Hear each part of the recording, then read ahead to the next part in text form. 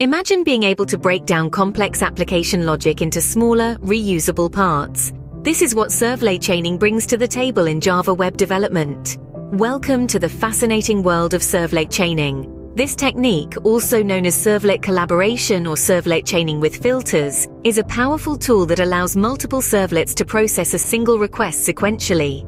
It's like a relay race, where each participant or servlet has a specific task to complete before passing the baton to the next one. The magic begins when you configure multiple servlets in the deployment descriptor or using annotations. This setup determines the order in which the servlets are invoked. Each servlet typically handles a specific task or aspect of the request, making it a vital link in the chain. Now, let's imagine a client sends a request to the server. This request is intercepted by the servlet container, which identifies the servlet chain associated with the requested URL. The processing begins with the first servlet in the chain, which performs its specific task before passing the request to the next servlet. This sequential invocation of servlets is where the true power of servlet chaining shines. Each servlet can perform various tasks, such as authentication, data validation, or even generating a response. After completing its processing, a servlet can forward the request to the next servlet or include the response of the next servlet in the current response. The control is passed on to the next servlet using the RequestDispatcher, or by including the response using the include method. Forwarding the request transfers the control to the next servlet, while including the response allows the current servlet to maintain control while incorporating the output of the next servlet. Finally, once all the servlets in the chain have had their turn, the final response is sent back to the client. This technique is commonly used for implementing complex request processing workflows, applying filters or interceptors to requests, or breaking down the application logic into smaller, more manageable components. So, servlet chaining is not just a technique, it's a powerful tool that can make the life of a Java web developer easier. Servlet chaining starts with the configuration of servlets. It's like setting the stage for a performance. This configuration is a crucial step in creating a robust and efficient servlet chain. So, how do we go about it? Firstly, servlets are configured either in the deployment descriptor, also known as web.xml, or using annotations. The deployment descriptor is kind of like the control center for your application. It's where you specify crucial parameters and settings. You can also use it to define the order in which your servlets should be invoked. When using annotations, you're essentially adding metadata to your servlet code that provides instructions about how the servlet should behave. This can be a cleaner and more efficient way to configure your servlets, especially for larger applications. Now, let's talk about the role of each servlet. Each servlet in the chain typically performs a specific task or handles a specific aspect of the request. For instance, one servlet might handle authentication, ensuring the client is who they say they are. Another servlet might take care of data validation, making sure the data in the request meets certain criteria. Yet another could be responsible for modifying the request or generating a response.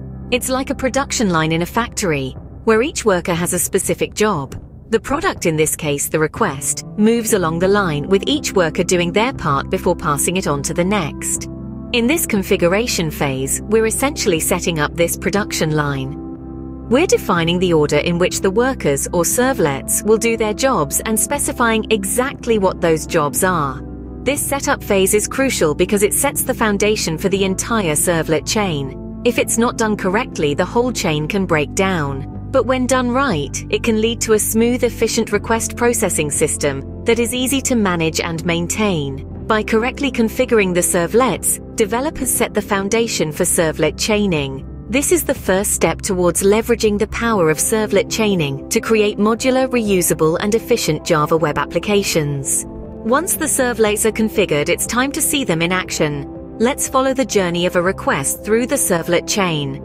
Imagine a client sends a request to the server. This request is like a traveler embarking on a journey.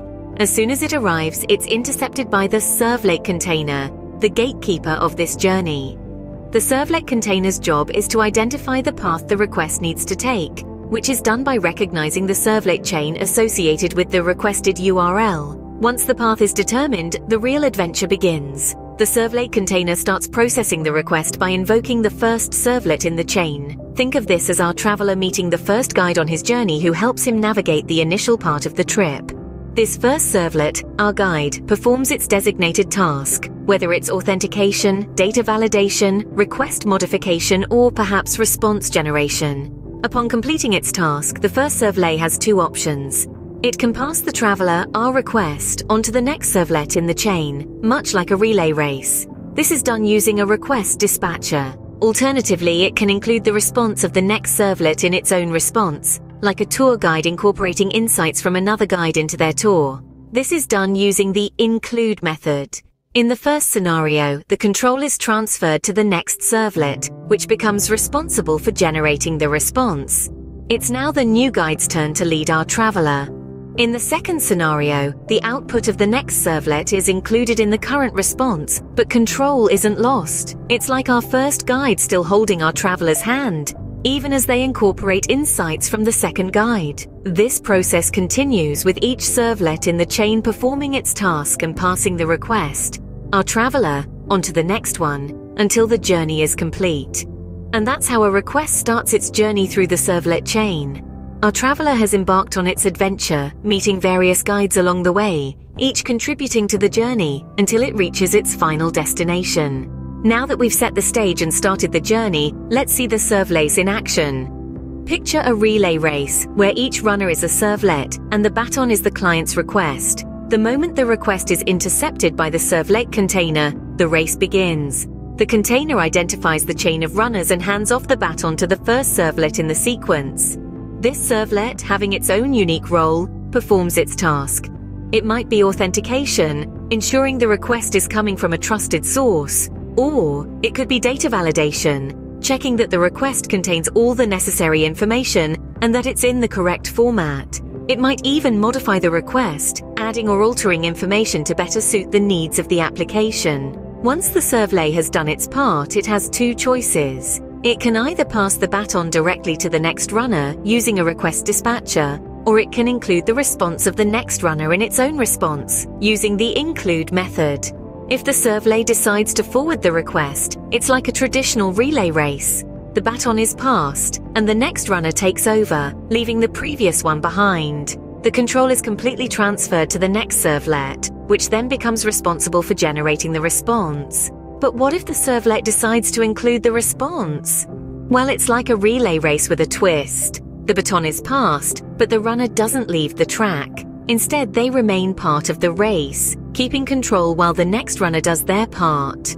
The output of the next servlet is included in the current response, creating a collaborative effort to process the client's request. This continues until the baton has been passed through every servlet in the chain, each one playing its part, each one contributing to the final outcome. As you can see, each servlet plays a crucial role in processing the request. After all the servlets have had their turn, it's time for the grand finale, finalizing the response. We've journeyed through the process of a request, witnessed our servlets in action, and now the moment of truth arrives. Our servlet chain has processed the request. Each servlet has performed its specific task, and now it's time to send the final response back to the client. The beauty of servlet chaining lies in its sequential nature. Each servlet, having done its part, passes the baton to the next, and when the last servlet has finished its task, the final response is ready. This could be a web page, a data file, or any other type of response that the client is expecting. Imagine our servlet chain as a team of relay runners. Each runner or servlet has a specific part of the track to cover, a particular task to perform. They run their part of the race, then pass the baton to the next runner. Once the last runner crosses the finish line, the race is over. Similarly, once the final servlet has processed the request, the response is complete and ready to be sent back to the client. Servlet chaining is a powerful tool in the Java Web Development Toolkit. It allows us to implement complex request processing workflows, apply filters or interceptors to requests, and break down application logic into smaller, more manageable components. This promotes code reusability, modularity, and separation of concerns. Imagine dealing with user authentication, data validation, and request modification all in one servlet. It would be like a runner trying to run the entire relay race alone. By dividing these tasks among different servlets in a chain, we ensure that each servlet can focus on its specific task, making our application more efficient and easier to maintain. Servlet chaining then is like the symphony orchestra of web development. Each servlet plays its part, contributing to the final masterpiece, the response that is sent back to the client.